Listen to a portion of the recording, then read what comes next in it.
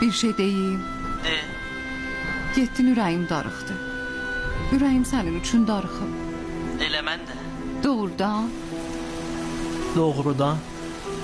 Bəs niyə demirsən? Nəyi? Mənim üçün darıxdığını. Dedim də.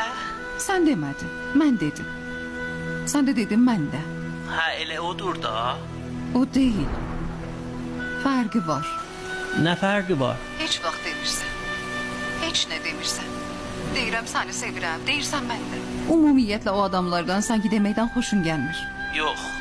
Bəs nə? Mənə elə gəlir sən qorxmusan. Ətrafına bir divar çəkmisən ki, zərər çəkməyəsən. Amma bu hətta hisslərini deməkdən belə səni uzaqlaşdırır. Bəlkə də mən səhv edirəm, hey deyirəm. Yox. Niyə? Elədir. Mən də gərək deməyim. Yox.